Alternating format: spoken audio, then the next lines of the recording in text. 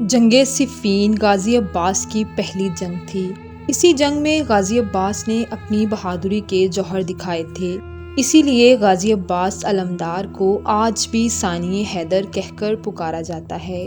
جنگ صفین میں جب جناب محمد حنفیہ میدان جنگ سے واپس لوٹے تو امام علی علیہ السلام نے جناب حنفیہ کو پھر سے حکم جہاد دیا۔ جناب محمد حنفیہ نے فرمایا، بابا جان آپ مجھے حکم جہاد دیتے ہیں اور امام حسین علیہ السلام کو حکم جہاد نہیں دیتے۔ امام علی علیہ السلام نے ارشاد فرمایا، اے حنفیہ تم میرے فرزند ہو اور حسین فرزند رسول صلی اللہ علیہ وآلہ وسلم ہیں، میں انہیں حکم جہاد کیسے دوں؟ جب یہ کلام امام حسین علیہ السلام تک پہنچا تو امام حسین علیہ السلام امام علی کی خدمت میں حاضر ہوئے اور اجازت جنگ مانگی۔ امام علی علیہ السلام نے اجازت جنگ دینے سے انکار کر دیا، مگر امام حسین علیہ السلام نے التماس کی تو امام علی نے اجازت جنگ دے دی۔ امام حسین علیہ السلام میدان جنگ میں روانہ ہوئے تو آپ کے سب بھائی آپ کے گرد جمع ہو گئے۔ جب غازی عباس نے دیکھا کہ میرے آقا میدان جنگ میں روانہ ہو رہے ہیں تو آپ کا دل بے چین ہو گیا۔ آپ جرأت و بہادری کے ساتھ امداد امام حسین علیہ السلام کے لیے روانہ ہوئے، حتیٰ کہ آپ کمسن تھے۔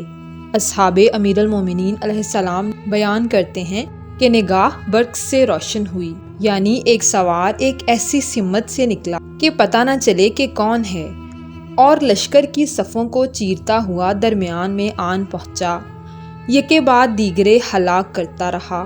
یہ جرأت دیکھ کر دشمن بھاگنے لگے، لشکر میں شور تھا، یہ میدان میں کون آن پہنچا؟ معلوم ہوا کہ یہ قمر بنی ہاشم ہیں، فرزند حیدر کرار غازی عباس علمدار۔ یہ دیکھ کر معاویہ نے اپنے لشکر کے سب سے بہادر شخص کو چنا جس کا نام ابن شاشہ تھا، اور کہا کہ اس کے ساتھ جنگ کے لیے تم روانہ ہو۔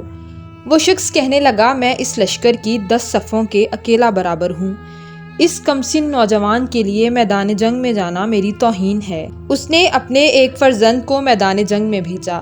غازی عباس نے اس نوجوان کو واصل جہنم کیا، پھر اس نے اپنے دوسرے بیٹے کو بھیجا، حتیٰ کہ اس نے اپنے 7 بیٹوں کو بھیج دیا۔ غازی عباس نے سب کو پے در پے قتل کر دیا۔ یہ دیکھ کر ابن شاشہ طیش میں آ گیا، اس نے تلوار اٹھائی اور میدان جنگ میں آ گیا۔